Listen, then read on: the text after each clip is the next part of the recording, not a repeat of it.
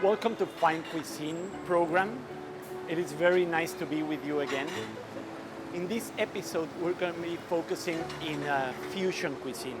This cuisine is very important, and also it allows for chefs to be very creative with the utilization of different ingredients from around the world and also different techniques. We're going to be visiting really nice places in Hanoi where they focus on this type of cuisine. So follow me, please, in this journey.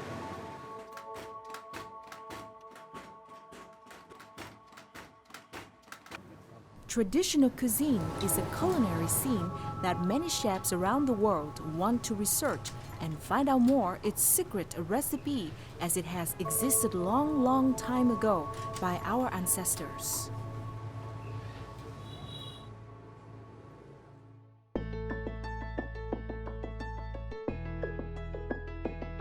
Meanwhile, people around the world travel a lot. They need to adapt food from other regions. So that chef creates fusion foods. It means that chefs will mix the original foods with other countries' cooking style or use other countries' ingredients to cook your own foods. Fusion foods is also when a chef wants to change his or her own cooking style or recipe. I think it's really important to adapt wherever you are. Me as a chef, I love going around the world and learning about different spices and different products. But as a chef, I need to adapt. Sometimes I cannot get exactly what I'm looking for, but I can substitute it with something local. And that gives a dish a different dimension, you know? So it's really interesting, and I really love to see and discover different flavors.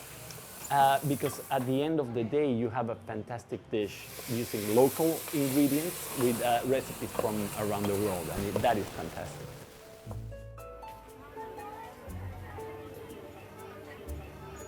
Xin chào. How much is this? 5.000 kg. Oh, perfect. Vietnam offers Arturo Robert many amazing ingredients that he can find at a local market. He doesn't want to miss a chance to use them while becoming a guest chef of a very interesting restaurant in Hanoi.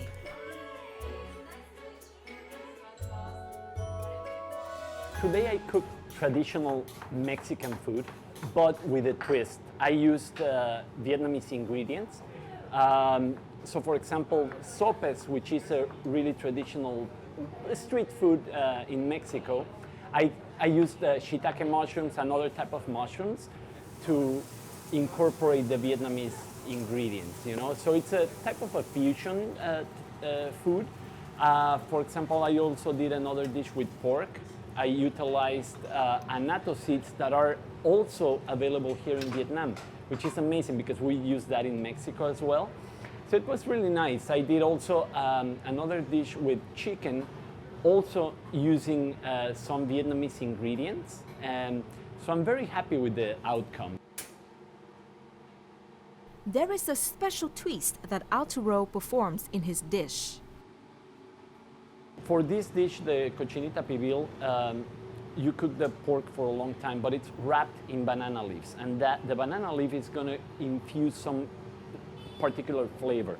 That it's really for the flavor profile. It's very important. So cook that for a long time in the banana leaf. Then you take the banana leaves off, just to have the fragrance of the dish. And I played it also with a banana leaf in the bottom, just to give it, you know, a nice presentation, but also some aroma to the plate when it's served in front of a customer. To decorate some of these dishes, I used scallions, so the green part of the onion that is regularly not used in traditional dishes in Mexico. So I use that to decorate the dishes, but also to give some flavor, because it's very tasteful. The scallions here are amazingly tasteful. Pork on a corn patty stuffed with beans, atop with picked red onions. Shredded spicy chicken on a crisp tortilla with fresh cheese, cream, cabbage, and tomatillo salsa. assorted mushrooms with garlic and beans on an almost crispy dough with vegan toppings.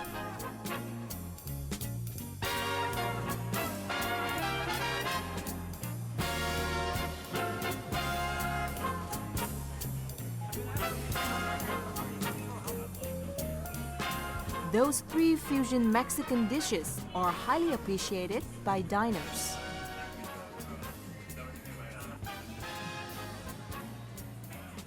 I'm very familiar with Mexican cuisine and Mexican food, and I will say that Arturo has done an excellent job of blending some Vietnamese ingredients into the Mexican food that he makes. And I find that his presentation is absolutely beautiful, and the flavors are spot on. They're just amazing.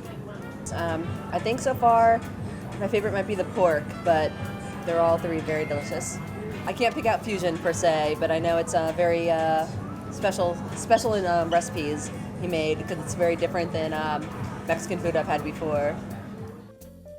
Those Mexican atmosphere was taken place in a very special restaurant, which also serves fusion foods. What are they?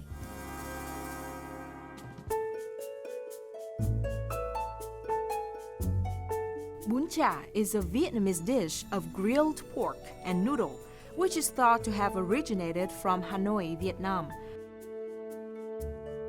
Bún chả is served with grilled fatty pork over a plate of white rice noodle and herbs with a side dish of dipping sauce. A hamburger, or known as a burger, is a sandwich consisting of one or more cooked patties of ground meat, usually beef, placed inside a sliced bread roll or bun. What do you think if we combine bún chả with burger? Bún chả with burger. Sounds interesting. I don't know. You can't have the soup or the noodles on a burger. Mình nghĩ là đó sẽ một hương vị rất là tuyệt vời bởi vì nó có một cái sự tương đồng nhất định về hương vị của nhân burger và topping của bún chả. Cho nên là nếu như mà mình có thể kết hợp được giữa hương vị của ẩm thực Việt Nam và ẩm thực phương Tây thì đó sẽ là một sự kết hợp thú vị. I think you can combine everything, yes. Believe or not, we have a bún chả burger in town where people can be served a burger with the filling of bún chả.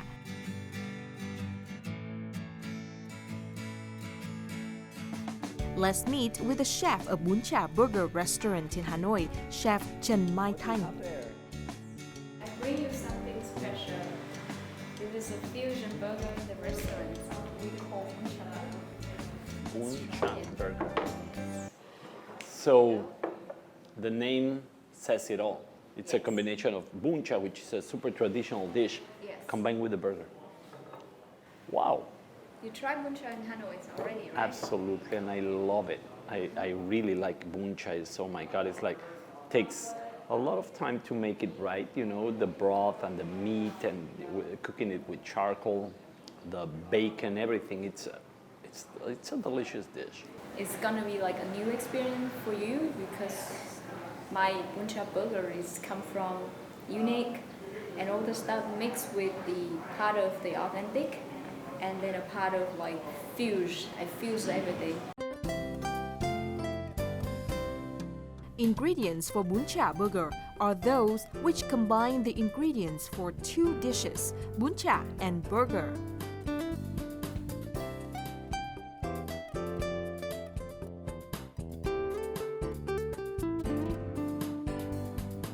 Món bún chả burger này thì đầu tiên với cái suy nghĩ của mình đầu tiên là bún chả. Cái bún chả thì có những cái thành phần ví dụ như là có rau cái dưa góp ấy thả ở trong cái nước chấm này, có rau thơm này và có bún. Đấy là 3 thành phần chính cộng với cả thịt thì là nguyên liệu chính rồi. Còn burger thì có bánh này, có cheese và phô mai á, đưa kèm thêm vào trong đó. Cái mong muốn của mình đó là yếu tố kết hợp có cái sự cân bằng giữa cái ngũ hành tương sinh. Đấy là trong ẩm thực của người Việt mình. Sự kết hợp đấy nó nào làm nên cái hương vị của món ăn cộng với việc cái quá trình người ta cầu kỳ từ việc chọn cái nguyên liệu, rồi sơ chế nguyên liệu ra làm sao, cách ướp như thế nào, thời lượng ra làm sao, rồi đến cái công đoạn làm nấu nướng, và cuối cùng là mang đến cho mọi người cái món ăn mà thấy nó vừa vị nhất. Cái quan điểm của mình ấy, thực ra món ăn ngon á là nó phải dựa trên cái yếu tố hài hòa. Nếu có sự hài hòa thì món ăn sẽ ngon. Cái câu chuyện của burger, bún chả burger được bắt đầu từ lúc đó. The traditional flavor of bún chả burger comes from the flavor of the grilled pork. To keep its traditional flavor, Thanh marinates pork with the same recipe as she does in making bún chả.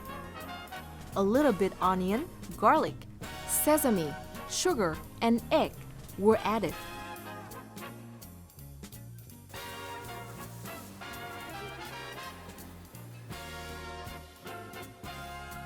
The same method of grilling is also applied. However, it was not easy at all to combine flavors of two different dishes at first. Rice noodle is one of examples.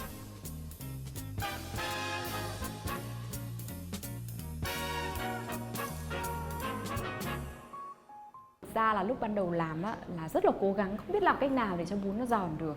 Bởi vì cái âm thanh giòn là một cái rất là quan trọng và rất dễ gây hấp dẫn, gây nghiện đối với mọi người, đúng không ạ? Thì mình nghĩ là làm nào để cái burger này nó không phải chỉ kiểu giòn bởi vì cái bánh mì ở bên trong nữa, nhưng nó phải tạo được ra cái âm thanh.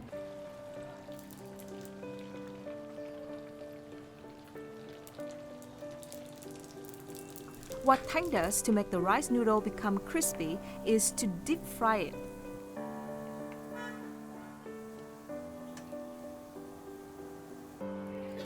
Besides it, making dipping sauce is another important step to keep the traditional flavor of the dish.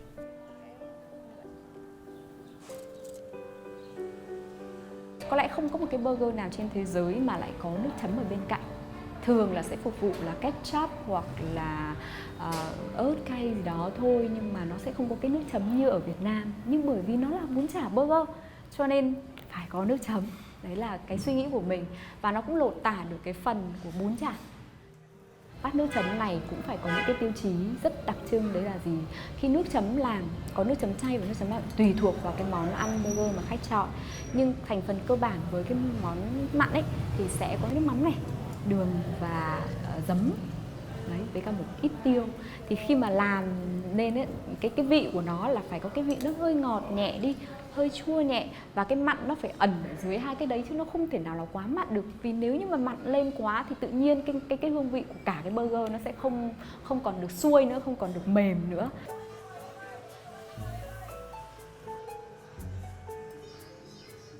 Hamburger is the world famous food. Its filling can be diversified depending on the eating habit of each region. Depending on every region's ingredients and the creativity of a chef, the filling would be created.